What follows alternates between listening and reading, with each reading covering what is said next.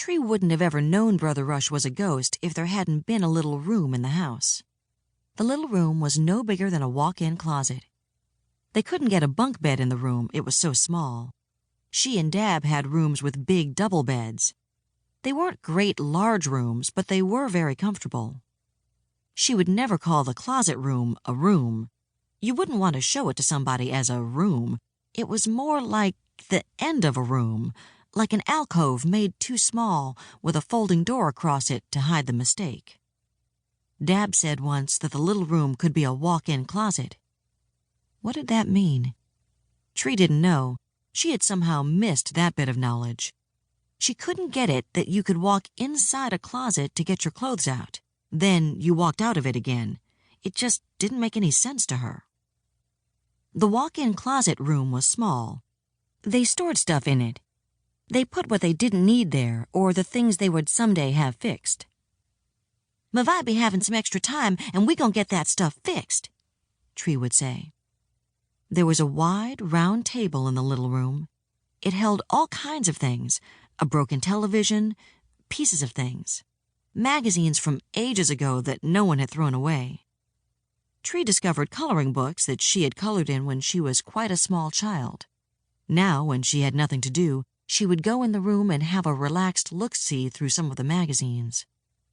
6 months might go by before Mavai would think to buy new magazines. Then Tree would tell her to buy 17 and Ebony.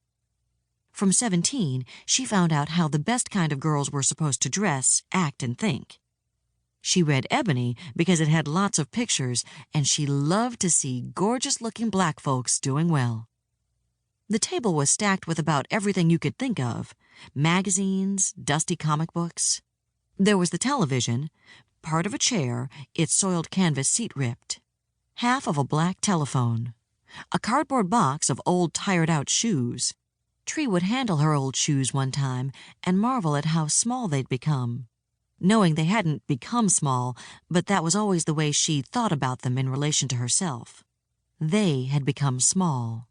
A lot of junk stuff, and some nice tiny football players from some toy game in wonderful poses of running and tackling, a few quarterbacks throwing, and a kicker kicking.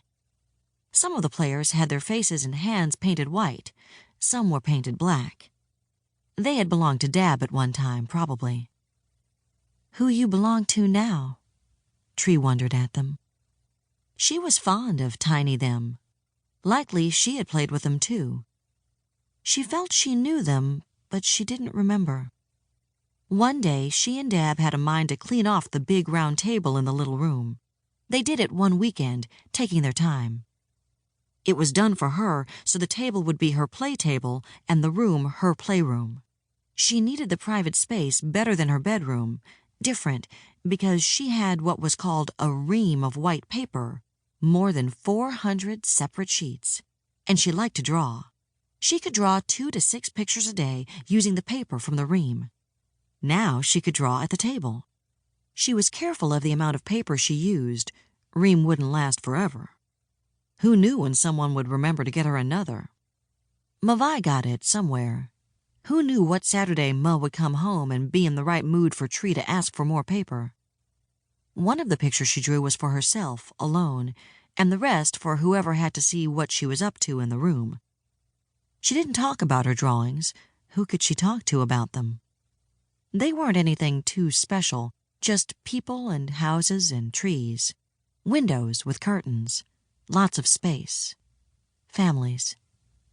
She forgot most of the drawings as soon as she'd done them. The one for herself she dated and put her name at the top, put it away in her room.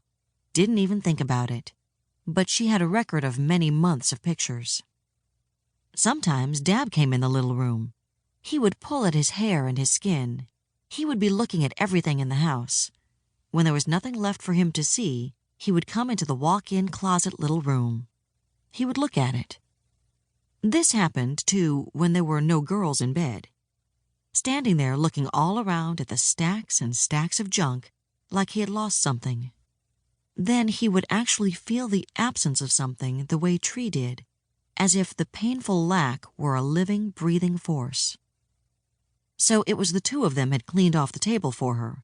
And that was why she had found out. The cleaned table, Brother Rush. She came home from school. Dab came home and quietly went to his room, closed the door. Maybe he was by himself. Tree wasn't about to go knocking on his door to find out. She was home safe. It was Friday.